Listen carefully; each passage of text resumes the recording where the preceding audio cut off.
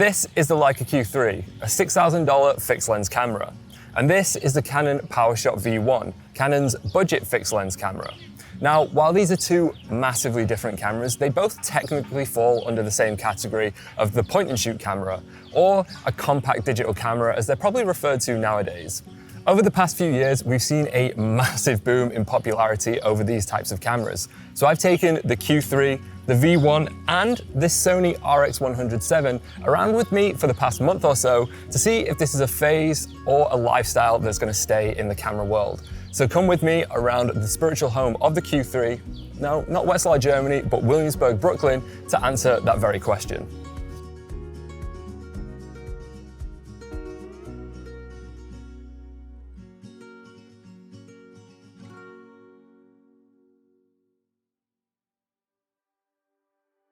So first, let me explain myself. Basically, when I'm talking about a point and shoot camera, I basically mean any camera with a fixed lens on it. And by a fixed lens, I mean the lens is built in to the camera body. So unlike a regular camera, it's ready straight out of the box. You can pick it up, turn it on, point it, and shoot. You see where the name comes from now? More recently, these kind of cameras have adopted the name of compact digital camera, especially with budget options like this from Kodak, which you can pick up for around $200 or less.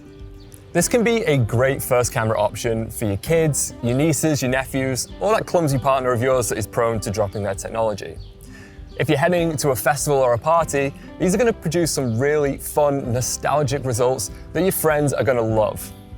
But for the sake of this video, I'm going to be focusing on these three cameras. Now they range in budget from under $1,000 to over $6,000, so varying different price points here. And I've taken them everywhere with me for the past month or so. I've taken them on vacation, on a shoot for work abroad, and general everyday life. And I'm going to tell you at the end of this video which one of these is my favorite, and the result might surprise you, so stick around at the end to find out that answer.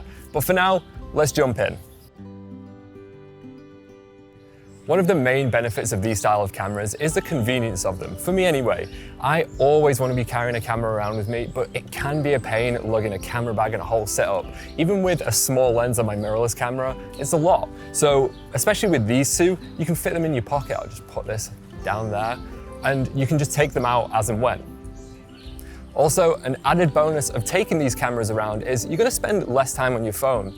When I was on vacation, we went hiking, I left my phone in the car and took this with me to get some pictures and photos. And less time spent on your phone is always a good thing, am I right?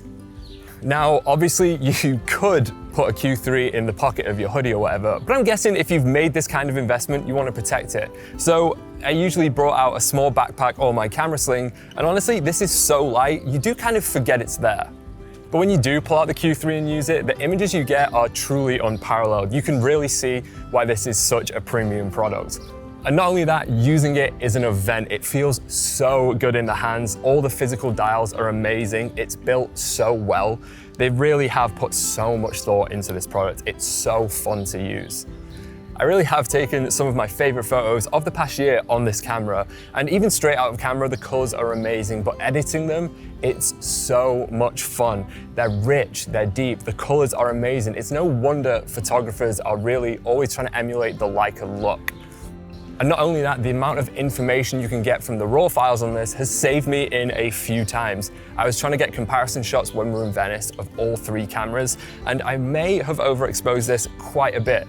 But the amount of information I was able to recover from the raw file, it's truly amazing. It's practically cheating at this point. And yes, we don't have an optical zoom function on this camera. We are fixed at 28mm, but you do have digital zooms and you can crop in to that 60 megapixel full frame sensor. So you can still get some zoomed images with enough information for social media, for example. And I know some of you photography purists out there are going to come for me for cropping in, but this is a fun travel camera. And sometimes, guys, we want more than 28mm. What are we going to do? The RX100 VII from Sony, that really surprised me with image quality, as this is a 5-year-old camera with a 1-inch 20 megapixel sensor. But the images were great whether it was at 24mm or 200mm. This was my go-to in situations where reach was a priority. For example, I was able to take this into a concert and no one at security batted an eyelid at this tiny point and shoot camera. But what they didn't know is I had a 200mm full frame equivalent to get those really nice compressed shots, and also get those 24mm wide shots of the stage to add context to where I was. Now, are we doing any professional work with this? Obviously not, but the results I got were so much better than my cell phone camera, and this was so much fun at night. It made a world of difference. But the camera that surprised me the most was the Canon PowerShot V1. Now, the sensor size, yes, it is a weird one, 1.4 inch. It's around the same size as a Micro Four Thirds sensor, but it's in a 3:2 aspect ratio, so it's slightly bigger. And the results that you get from that sensor are really great, and you do have the Canon color science to really make those images pop. But I think one of the main reasons you get great images out of these is they're less intimidating to those people not comfortable in front of the camera. For example, my partner, she hates getting her photo taken, which isn't ideal for her when I'm coming home with a new camera every week. But with these kind of cameras, because they're so compact, she was a lot more comfortable in front of it, as was everyone on our vacation, so we were able to get some really nice candid moments. And it's no slouch in the video department. If you're a pro and wondering if you can still get great results out of this, we have 10-bit video, Canon C-Log3, IBIS, and a built-in 3-stop ND filter. But if this is your first camera and you didn't understand any of that, you still get great results straight out of camera in full auto mode. And basically, an ND filter is sunglasses for your lens, which allows you to slow your shutter speed down to get more natural motion blur. But don't worry about that, you can learn about the ND filter and all the other stuff I mentioned as you grow with the camera. Now, the Q3 can shoot up to 8K video and the Sony can shoot up to 4K video, so they're great for grabbing a quick clip here and there. But while you can shoot video, I would say these two are predominantly photo cameras, so I wouldn't be using them as your main video camera.